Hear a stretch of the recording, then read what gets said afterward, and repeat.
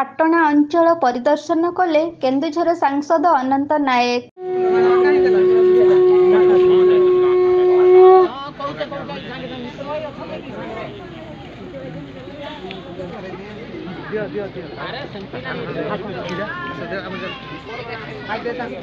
କେନ୍ଦୁଝର ସାଂସଦ ଭାବରେ ନିର୍ବାଚିତ ହୋଇ ପାଟଣା ବ୍ଲକର ବିଭିନ୍ନ ଅଞ୍ଚଳକୁ ପରିଦର୍ଶନ କରିଛନ୍ତି କେନ୍ଦୁଝର ସାଂସଦ ଅନନ୍ତ ନାୟକ।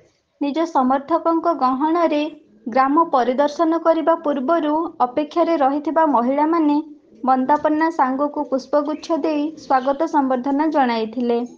ଶଙ୍ଖ ହୁଳହୁଳି ଶବ୍ଦରେ ଗାଁ ଦାଣ୍ଡ କମ୍ପମାନ ହେଉଥିବା ବେଳେ ତାଙ୍କ ପ୍ରିୟ ନେତାଙ୍କୁ ପାଖରେ ପାଇ ଗ୍ରାମବାସୀ ଖୁବ୍ ଖୁସି ଅନୁଭବ କରିଥିଲେ।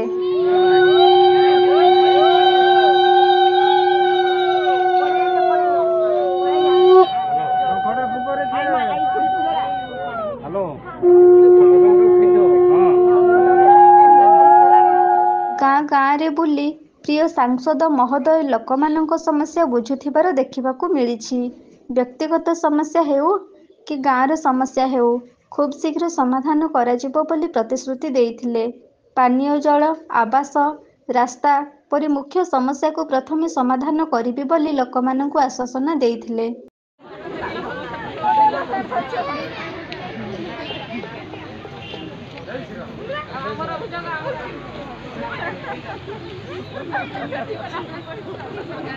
ପାଟଣା ନିର୍ବାଚନ ମଣ୍ଡଳୀର କେନ୍ଦେଇପୋଷି ମଣ୍ଡଳ ସଭାପତି ମିତ୍ରଭାନୁ ମହାନ୍ତଙ୍କ ନେତୃତ୍ୱରେ କେନ୍ଦେଇପୋଷି ମଣ୍ଡଳର ସିଲିଦା, ଖୁଣ୍ଟାପଡ଼ା, ମହିଷାମୁଣ୍ଡି, ମୁରୁସୁଆଁ, ରାଜନଗର ଗ୍ରାମକୁ ପରିଦର୍ଶନ କରିଥିଲେ।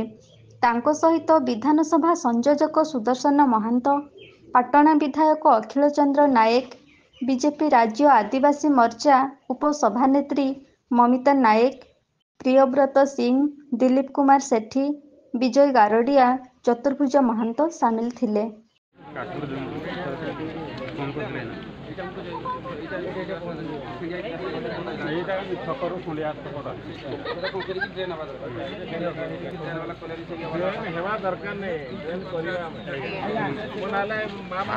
କେନ୍ଦୁଝର ସାଂସଦ ଅନନ୍ତ ନାୟକଙ୍କୁ ବିପୁଳ ସଂଖ୍ୟାରେ ଭୋଟ ଦେଇ ବିଜୟୀ କରାଇଥିବାରୁ ସାଂସଦ ପ୍ରତି ଜନସାଧାରଣଙ୍କ ଅତୁଟ ଭରସା ରହିଛି। ଜନସାଧାରଣଙ୍କ ସେହି ଭରସା ଆଉ ବିଶ୍ୱାସକୁ ସାଂସଦ ମହାଶୟ ପୂରଣ କରିବେ ବୋଲି ଲୋକମାନଙ୍କ ମଧ୍ୟରେ ଅଗାଢ଼ ବିଶ୍ୱାସ ରହିଛି। ଆଜି ନିର୍ବାଚନ ମଣ୍ଡଳୀ ପରିଦର୍ଶନରେ ଜନସାଧାରଣ ସାଂସଦଙ୍କ ଉପରେ ଖୁସି ଅନୁଭବ କରିଛନ୍ତି।